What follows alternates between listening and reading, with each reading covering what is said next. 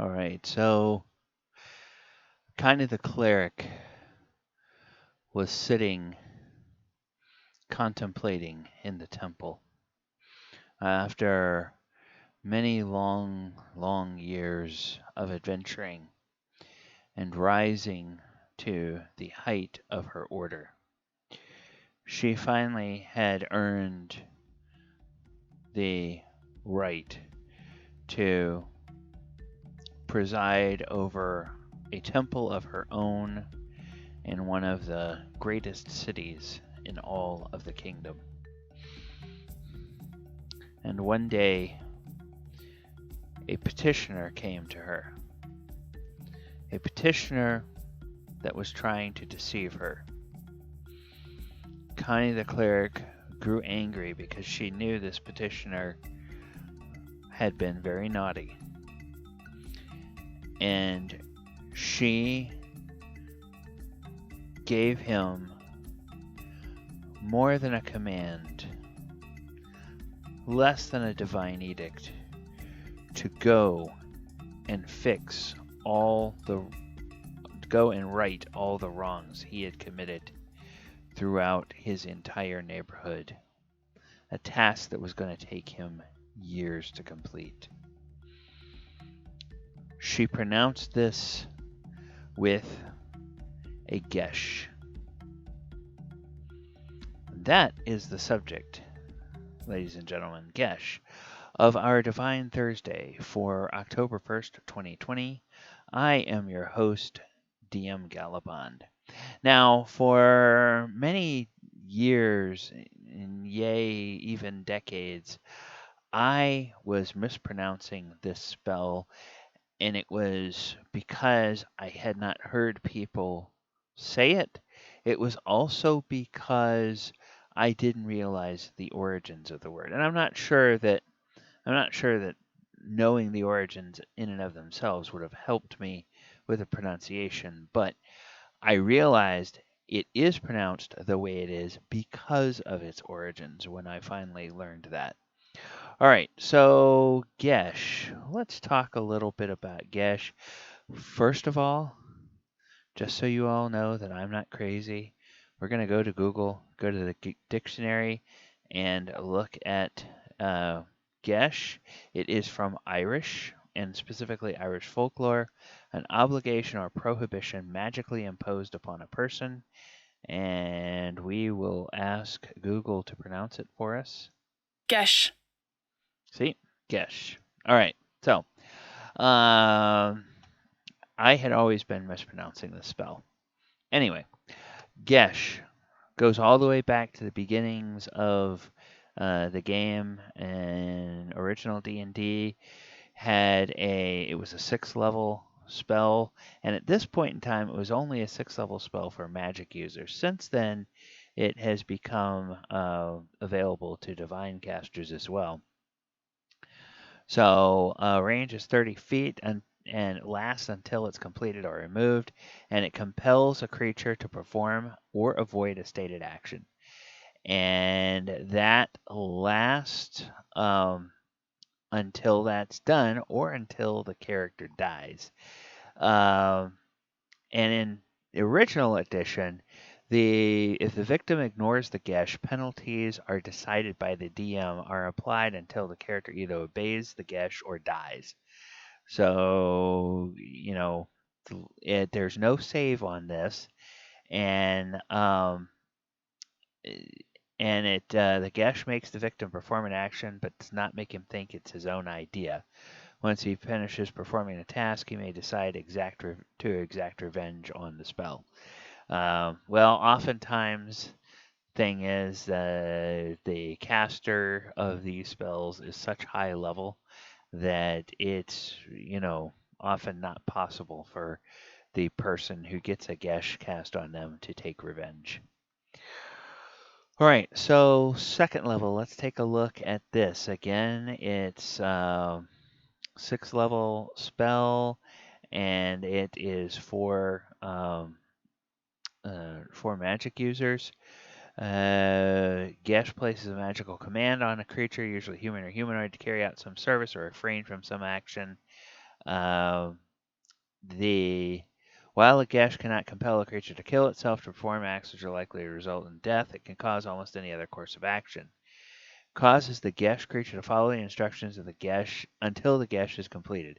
Failure to do so will cause the creature to grow sick and die within 1d4 weeks. Okay, so yeah, just outright will kill you. Deviation or twisting the instruction causes a corresponding loss of strength points until the deviation ceases. Gash can be done away with by a wish spell, but a dispel magic or remove curse will not negate it. And the DM will instruct you as to any additional details of a Geas. As for its casting and fulfillment are tricky, and an improperly cast Geas is null and void immediately. So there is a bit of care for the caster of Geas if it's going to be a PC.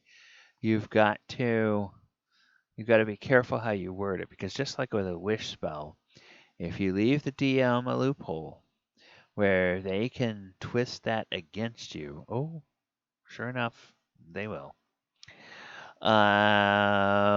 Player in second edition, range is 10 yards, one creature, magical command to carry out a service or refrain. All right. Now,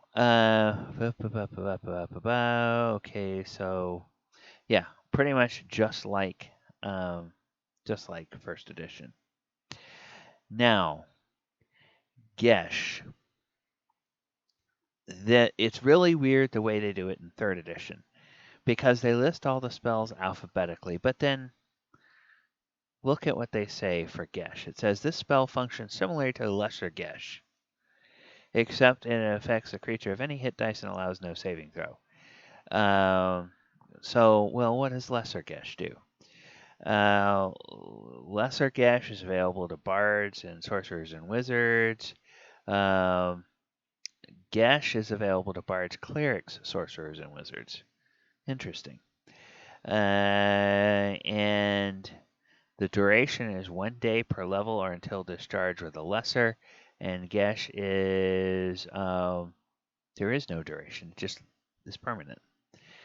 Lesser Gesh, place magical command. Okay, so we know all of that. The creature must have 7 or fewer hit dice and be able to understand you. Well, Gesh cannot. Okay, and the instructions involve some open-ended tasks the recipient cannot complete through its own action, such as wait here or defend this area against attack. Spell remains in effect for a maximum of 1 day per caster level. A clever recipient can subvert some instructions. For example, if you order a recipient to protect you from all harm, it might place you in a nice safe dungeon for the duration of the spell. So, yeah.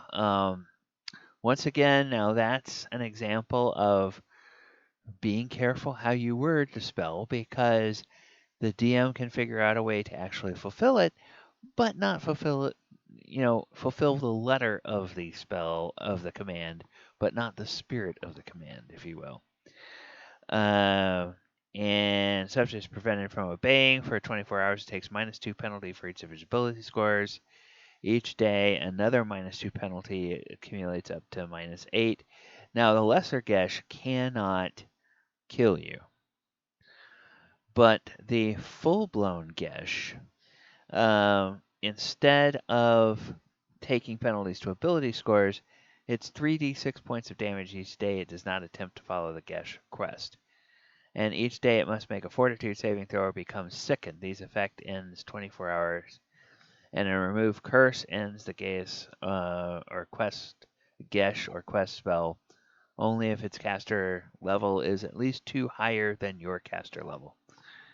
Break enchantment does not end Gesh, but limited wish, miracle, and wish do so. All right. Pardon me. Bards, sorcerers, and wizards usually refer to this spell as Gesh, while clerics call the same spell quest. And it doesn't appear in 4th edition. So in 5th edition, it's a 5th level spell, available to bards, clerics, druids, paladins, wizards, and Oath of the Crown. So you place a magical command on a creature you see within range, forcing it to carry out some service or refrain from some action or course of activity as you decide. and it becomes charmed by you for the duration, which is 30 days. While the creature is charmed by you, it takes 5d10 psychic damage each time it acts in a manner directly counter to your instructions. You can issue any command you choose, sort of an activity that would result in certain death. At higher levels, when you cast at 7th or 8th level, the duration is 1 year, and when you cast it at 9th level, it is permanent. So the Geas spell in 5th edition has some flexibility on the duration based on what level spell slot you use to cast it. Okay, so that is the Geas spell. If you like everything that you see that we're doing here on this channel, please go ahead and like the video, share the video, subscribe to the channel, click that post notification bell so you get notice every time that we upload new content to the channel. Also, in the description, you will find all the social media platforms that I am on, and likewise, you will find